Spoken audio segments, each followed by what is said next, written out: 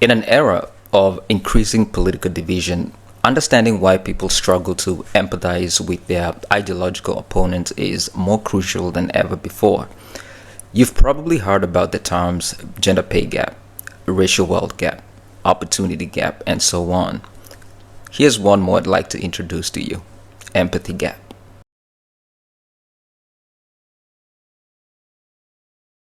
The political empathy gap refers to the tendency for individuals to feel less compassion and concern for members of opposing political groups compared to those who share their beliefs. Are Democrats more humane than Republicans?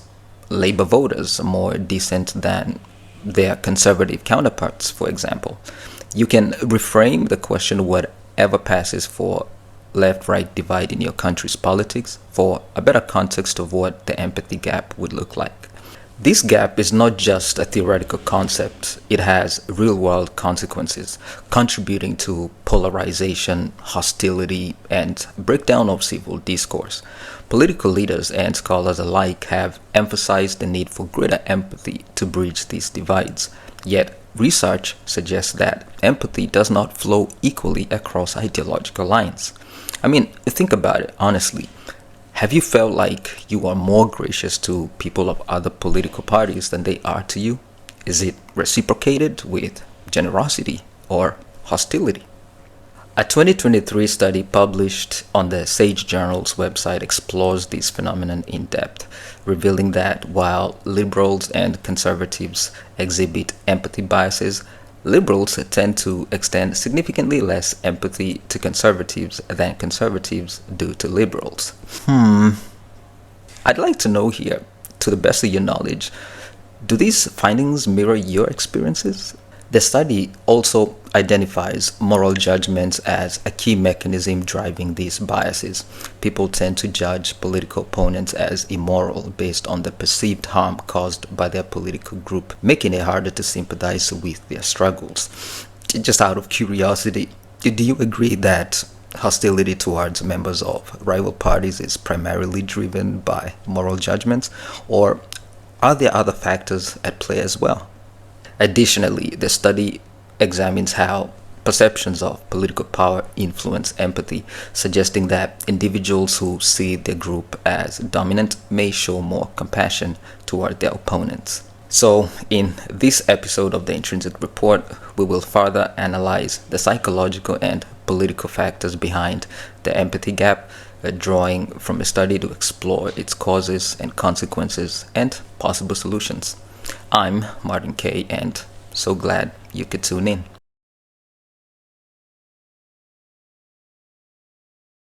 Will China totally replace the US as the sole superpower? Or will the 21st century be the age of multipolarity? Could China perhaps implode from within, completely thwarting its global ambitions altogether? The answers to all these questions lie in studying the cycles in China's 5,000-year history. This episode is brought to you by 11 Reader. 11 Reader turns ebooks into audio so that you can easily listen to them on the go. The best part about 11 Reader is that you can clone your voice and use it to read your audiobooks or even bedtime stories to your kids in your voice. Check out 11 Reader down in the description.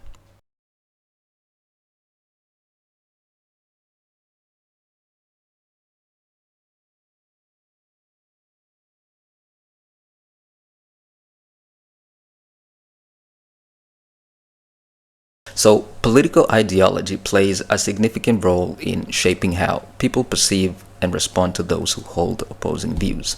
A key finding from this study is while liberals and conservatives exhibit reduced empathy for their political opponents, this effect is much stronger among liberals. In other words, that liberals tend to withhold empathy from conservatives far more than conservatives do from liberals. Take a look at what happened.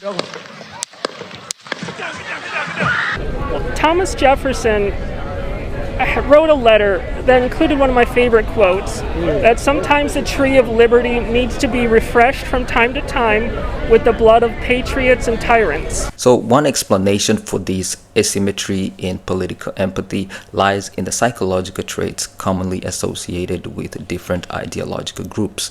Research suggests that conservatives tend to value group loyalty, hierarchy, and stability, while liberals prioritize openness to change, inclusivity, and fairness. Now, these fundamental differences influences how each group perceives their political opponents. For example, conservatives may see liberals as misguided or naive, but still part of a shared national identity, allowing them to maintain some level of empathy. Everybody said, lock her up, and I used to go easy, just easy, easy. Then we won. I say, wouldn't it be terrible to put the wife of the president, former president of the United States, into a prison? In contrast, liberals may view conservatives as actively opposing progressive social values, leading to stronger moral condemnation and consequently lower empathy. Joe, you now have the right to take that bitch Trump out. Take him out, Joe. If he was Hitler and this was 1940, you'd take him out. Well, he is Hitler and this is 1940. Take him the fuck out. Additionally, the threat perception theory provides insight into these differences. Studies indicate that conservatives are often more sensitive to external threats such as national security and cultural change, whereas liberals are more attuned to perceived injustices such as inequality and discrimination. When liberals see conservatives as complicit in societal harm, such as policies that they believe threaten marginalized groups, their willingness to empathize decreases. They were handing out loans, $330 million worth of loans to people under the age of 11. I think the youngest, Kelly, was a 9-month-old who got a $100,000 loan. That's a very precocious baby we're talking about here. Did you see the Elon protests? They're protesting Elon. They're literally standing out there with signs that say, arrest Elon Musk. Listen, I guarantee it's organized. I guarantee it's organized by the same people that are going to lose a shitload of money based on all these discoveries at Doge. There's no way they're not. This aligns with the study's findings that liberals judge conservatives more harshly on moral grounds, making it more difficult to extend compassion to those they perceive as responsible for harm. I would like for you to die of measles, of polio. I hope it affects you. I hope it affects your children and your grandchildren. I hope it guts your community. That will make my life meaningful and extremely happy. Wow, what an amazing experience. Did you get it? Ultimately, political ideology influences not only what people believe, but also how they emotionally respond to those with opposing views. By understanding these ideological differences in empathy, we can begin to address the barriers that prevent constructive political dialogue.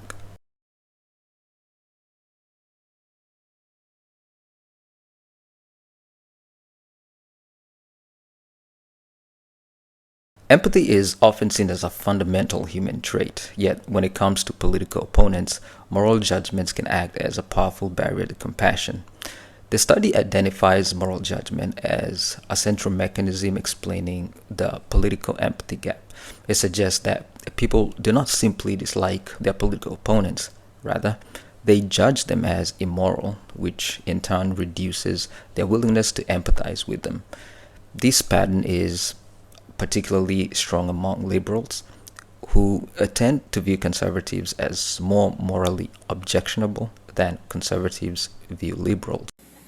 You can put half of Trump supporters into what I call the basket of deplorables. Right? The racist, sexist, homophobic, xenophobic, Islamophobic, you name it. At the heart of this moral judgment-driven empathy gap is the idea that people extend less compassion to those they view as harmful.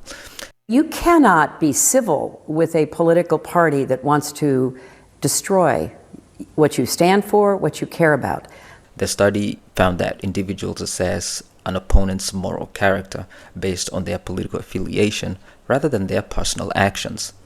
Liberals, for example, may assume that conservatives are morally flawed because they associate conservatism with policies that they perceive as harmful, such as opposition to immigration, environmental regulation, or social justice initiatives.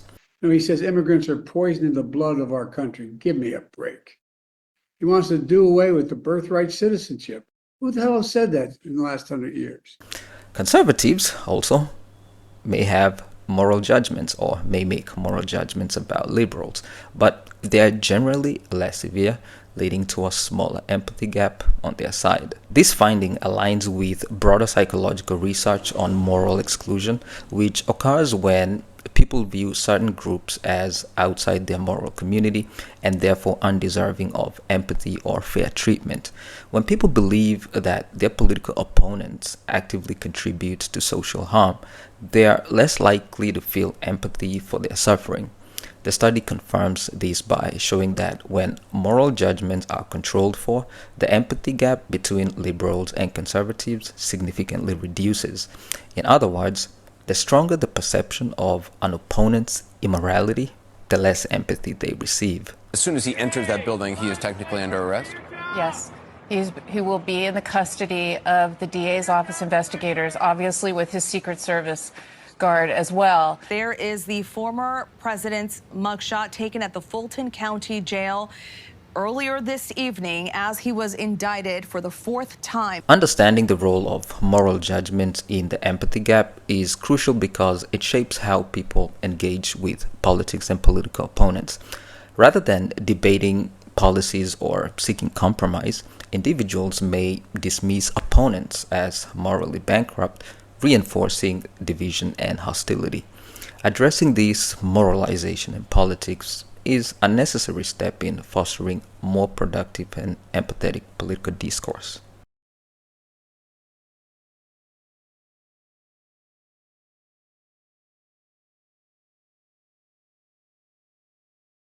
Beyond ideological and moral factors, the study also explores how perceptions of political power influence empathy.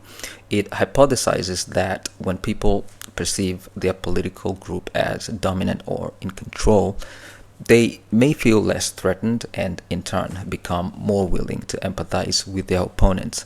Conversely, those who feel politically marginalized or powerless may be more likely to withhold empathy, seeing their opponents as responsible for their perceived disadvantages. The study's findings provide partial support for this theory. Conservatives who were in power at the time of the study's data collection, for example, under the first Trump's administration in the US and the Brexit conservative government in the UK, showed greater empathy towards liberals than liberals showed towards conservatives. And this suggests that conservatives may have felt more politically secure, allowing them to extend empathy to their ideological opponents. However, when the researchers conducted a follow-up study after a shift in political power, that is, the Biden administration in the US, they found that liberals still showed a stronger empathy gap, suggesting that power dynamics alone do not fully explain the phenomenon. Donald Trump and the MAGA Republicans represent an extremism that threatens the very foundations of our republic. One explanation for this discrepancy is that empathy biases are deeply ingrained and not easily changed by political shifts. So even when liberals gained political power, they continue to perceive conservatives as a moral threat, maintaining the empathy gap. In contrast, conservatives' lower levels of moral condemnation towards liberals make their empathy more flexible in response to changing power dynamic. And once again, I look at the Democrats in front of me and I realize there is absolutely nothing I can say to make them happy or to make them stand or smile or applaud. Nothing I can do. It's very sad, and it just shouldn't be this way. This raises important questions about how political identity shapes perceptions of fairness and victimhood. If individuals see themselves as part of a group that is constantly under threat, whether culturally, socially, or politically, empathy for the perceived oppressors may be especially difficult. I think the more relevant question actually is, what is wrong with America?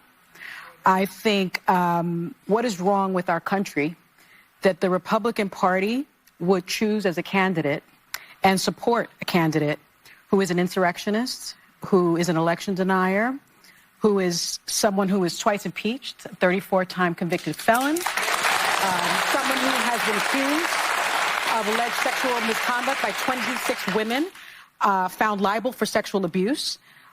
What is wrong with this country that they would choose a message of divisiveness, of xenophobia, of racism, of misogyny, over a message of inclusiveness, a message for the people, by the people, of the people? That is what the problem is. This finding suggests that reducing political hostility requires more than just changing who holds power. It necessitates a shift in how people perceive and interpret their opponents' intentions and actions.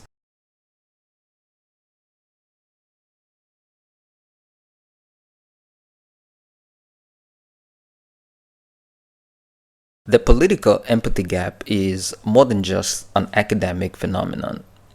It has profound real-world consequences, as our talk so far has revealed.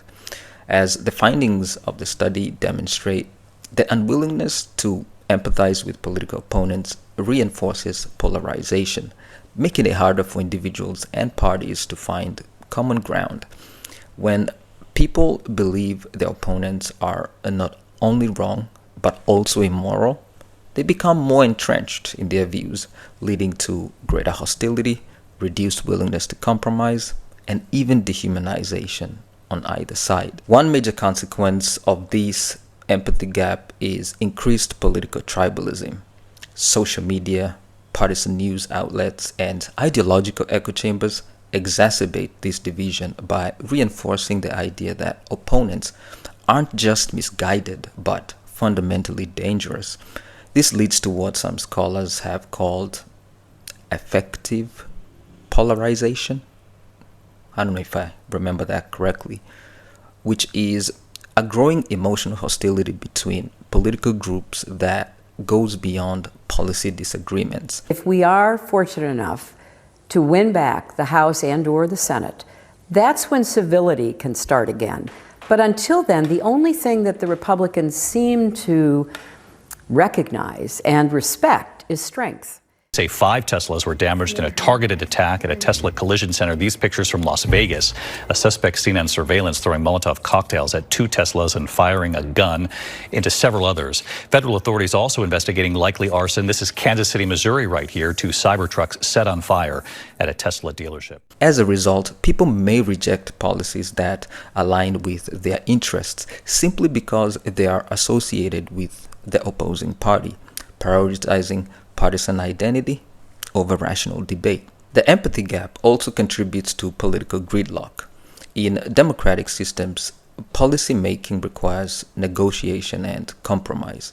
They had said, one of the Republican senators who knows said to us, you'll be in the shutdown for 6 to 9 months till we totally destroy the federal government. So the shutdown was a much worse alternative. I knew I'd get a lot of flack. But Senator, I took some bullets from other people. And you're still taking bullets, but should you have let people know you're thinking ahead of time? Because really, people thought... The problem was it came so fast. However, when politicians and voters alike see the other side as morally corrupt or irredeemable, they are less willing to engage in good faith discussions, and this could lead to stalled legislation, increased use of executive action, and a breakdown in democratic norms, where winning becomes more important than governing effectively.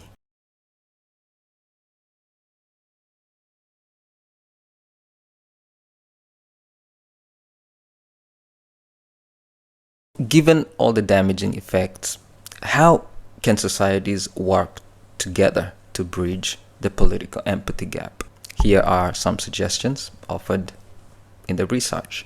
So let's have a look at them. One of the ways that we can bridge the political empathy gap, as provided in the research, is encouraging intergroup contacts. Studies show that direct exposure to members of an opposing political group in non-confrontational settings can reduce animosity and increase empathy.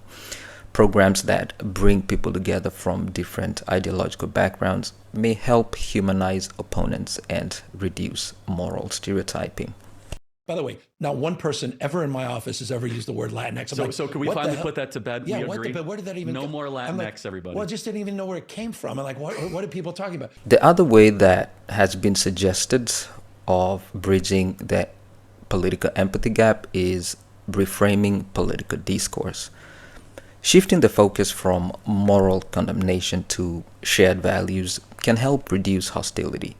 So instead of framing political differences as a battle between good and evil, emphasizing common concerns such as economic stability, national security, or community well-being may create space for dialogue. The other way suggested that we can help bridge the political empathy gap is by promoting moral humility.